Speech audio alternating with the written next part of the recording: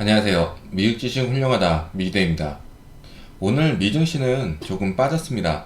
다우 0.58, S&P 500은 0.04, 나스닥 0.4 각각 빠졌는데요. 파월 의장의 이야기가 증시에 영향을 주었습니다.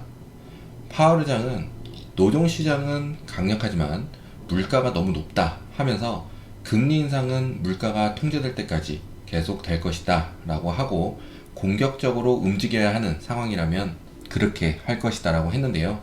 이런 이야기들로 0.5%포인트 금리 인상도 가능하다는 해석들이 나오면서 매물이 출현했습니다. 그리고 국제 유가도 많이 올랐습니다. 제가 우선 단기적으로 하락했으면 했던 자리가 약 95불로 보고 있었는데요. 그 밑으로는 하락하지 않고 다시 상승을 해주었습니다. 지금은 약 110불 부근에 있고요. 유럽이 러시아산 석유 수입 금지하는 것을 검토하기로 했습니다.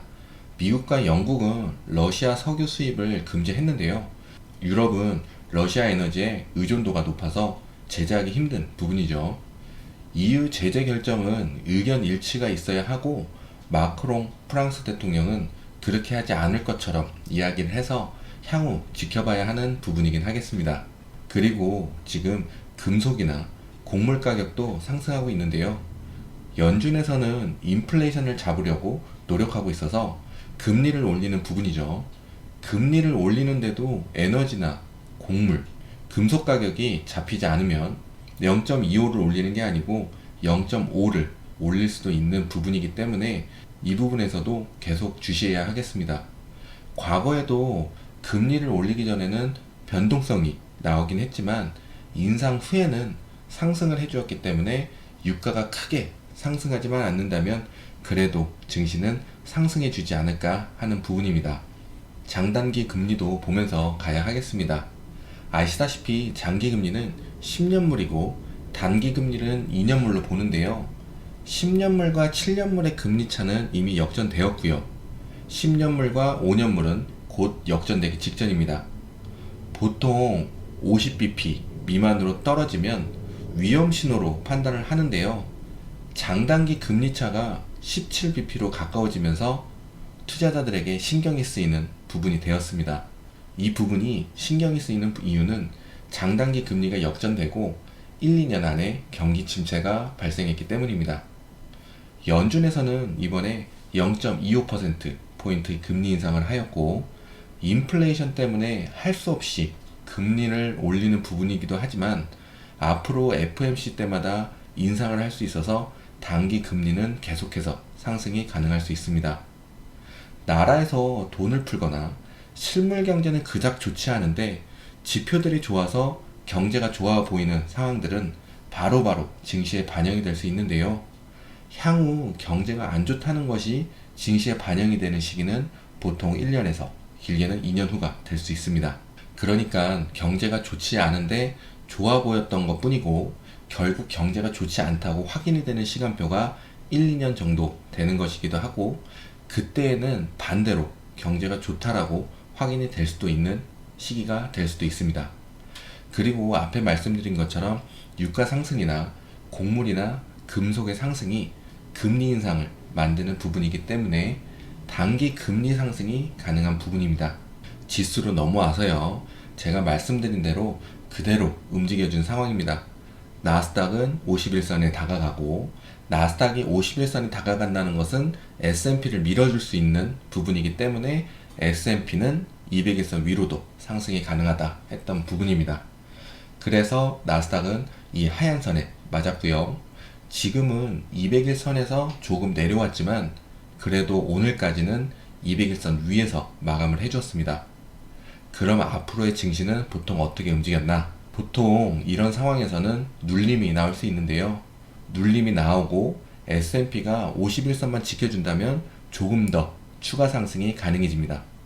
이유는 나스닥이 아직 200일선까지 도달하지 못했기 때문에 S&P가 추가 상승으로 나스닥을 확실히 51선 위로 올려만 준다면 200일선까지 가려는 상승이 나올 수 있습니다.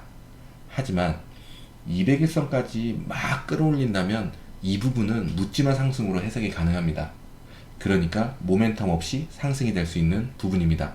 근데 만약 S&P가 51선을 지켜주지 못한다면 나스닥은 할 일을 다 했다 라고 보고 약간의 하락과 횡보장이 출현할 수 있습니다. 횡보장이 길어지면 지친 매물들이 나오면서 추가적 하락이 나올 수도 있는 부분이고요. 그리고 보통 51선까지 올라오는 차트의 흐름은 기술적 반등이라고도 해석하는 투자자들도 있습니다. 그래서 S&P 51선 약 4,400부근 밑으로 하락하는지 확인하시고요. 하락해도 아래에 지지선이 있기 때문에 괜찮지만 우선 51선 밑으로 하락하면 횡보가 출현할 수 있다는 점 보시면 되겠습니다. 그리고 제가 봐봐 매수자를 영상에 담았었는데요. 매수해도 되는 종목이냐라고 여쭤보시는 분이 계셨습니다. 우선 100불 부근에서 매수하시면 괜찮은 매수자리라고 말해드렸는데요. 개인적으로 중국주는 장기 투자하시는 분들에게는 추천을 드리기 어렵습니다. 지금은 크게 하락해서 매수할 수 있는 메리트는 있다고는 보는데요. 단기적으로 보면요. 그러니까 치고 빠지기엔 나쁘지 않으나 향후에 큰 주가 상승을 보고 매수하기에는 아직 중국주의 믿음이 많이 떨어집니다. 루머들 보면 요즘 또 중국 제재가 가해질 거란 이야기도 스멀스멀 나오고 있고요. 제가 말씀드렸던 루머들이 대부분 많긴 했지만 루머는 루머라는 점 참고만 하시면 됩니다. 그래서 아직은 중국주는 추천을 드리기는 어려운 상황입니다. 댓글로 요청해주신 블랙록입니다. 블랙록은 매수자리로는 약 늦은 감이 있는 부분이지만 그래도 매수자리로 말씀드리면 720부근, 그 다음 주가를 모으는 자리는 667부근 되겠고요. 물을 타는 구간은 575불 부근 되겠습니다. 단기적으로는 하락 추세선에서 벗어났기 때문에 단기 상승은 출현할 수 있다 예상이 되는 부분인데요. 아직 발산을 하는 구간은 아닙니다. 하지만 위로 750 부근만 양봉으로 채워준다면 51선까지는 상승이 가능하겠습니다. 그 후에 51선 위로 올라서 주는 게 당연히 좋겠죠. 그래서 51선은 지금으로선 755불 부근 되겠습니다. 그래도 하락은 멈춘 듯한 차트입니다. 간단한 이야기로는 보잉은 중국에서 항공기 사고가 있어서 하락을 했고요. 페이스북은 러시아에서 극단주의적이라고 규정하고 활동 중지 명령을 내렸습니다. 오늘 금리는 올랐는데 금융주는 빠졌고요. 이번에 제가 매수자리 드렸던 종목들 수익 중이라고 이메일을 받았는데요. 미줄 영상을 꾸준히 보시면 돈을 버실 수 있습니다. 저점 매수는 어렵지만 그래도 저점 매수에 가깝게 가능하니까요.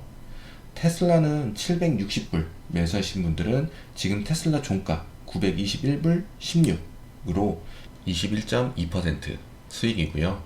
엔비디아는 240에 매수자리 205불에 멘탈 분할 매수하셨으면 평단 222불 50, 오늘 종가 267불 34이니까 20.15% 수익을 하고 있는 중입니다. 주가 하나하나씩 매수했을 때 평단으로 말씀드린 부분입니다. AMD와 OXY도 매수자리를 드렸고요. SOXL도 저점 매수를 했고요. 저는 여러분들이 좋은 매수자리에서 매수할 수 있게 같이 부자가 되자는 마음으로 매수점을 말씀을 드리는데요. 증시가 어떻게 움직일지는 아무도 모른다, 저점은 알 수가 없다 라고 말을 많이 하시지만 나름 한동안의 주가의 움직임에서는 저점을 잡아드리려고 하고 있고 추가적 하락은 있을 수 있지만 추가 하락 시 또 나름 저점을 잡아드리려고 하고 있습니다. 가끔씩 이동평균선 매매 괜찮냐고 여쭤보시는 분들 계시는데요. 이동평균선 매매를 하실 때가 있고 완전한 매매법은 아니라고 말씀을 드립니다. 그리고 우리가 흔히 하는 매수하는 방법은 제일 기본적인 부분이라고 말씀을 드립니다. 그래서 앞으로도 미주얼을 꾸준히 시청하시면 실질적으로 도움이 되고 미주얼 여러분들이 정말로 돈을 벌 수 있게 노력하겠습니다. 앞으로 꾸준한 상승 바라면서 영상 마치겠습니다. 미주얼 많이 사랑해주세요. 고맙습니다. 안녕.